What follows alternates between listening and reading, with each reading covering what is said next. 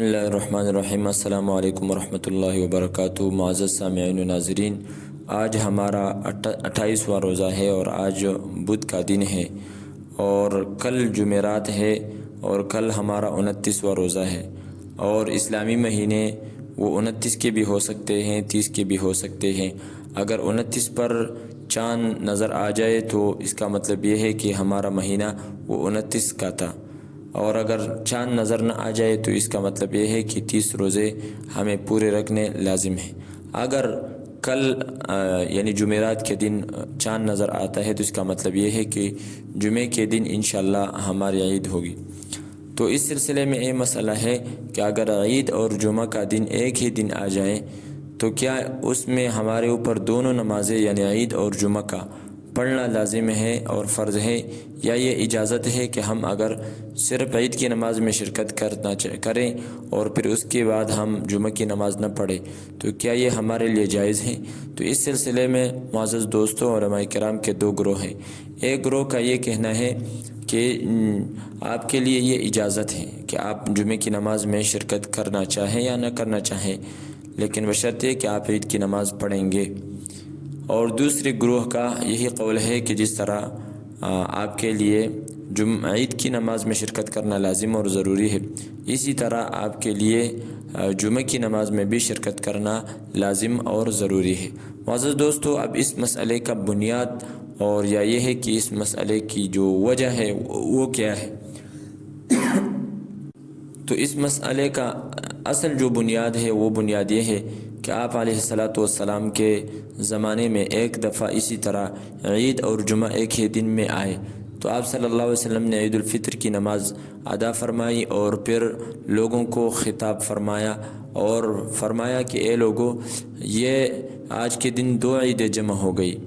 یعنی عید الفطر اور جمعہ، کیونکہ یہ جمعہ کو بھی چھوٹا عید کہا گیا ہے۔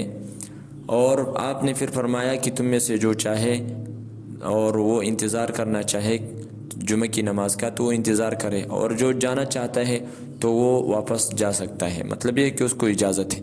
کہ وہ جمعہ کی نماز میں حاضر ہو یا نہ ہو۔ تو پہلے گروہ کے علماء کرام نے فرمایا کہ اس سے معلوم ہوا کہ پھر اجازت ہے کہ آپ جمعہ کی نماز پڑھنا چاہیں یا نہ پڑھیں، لیکن دوسرے گروہ کا کہنا یہ ہے کہ اصل میں یہ اجازت عام لوگوں کے لیے نہیں تھی، بلکہ یہ اجازت صرف دیہات والوں کو تھی۔ چنانچہ اس سلسلے میں حضرت ابو عبید رضی اللہ تعالیٰ عنہ ارشاد فرماتے ہیں کہ اسی طرح عید کا دن تھا، حضرت عثمان کے دور خلافت میں نماز میں حاضر ہوا۔ حضرت عثمان نے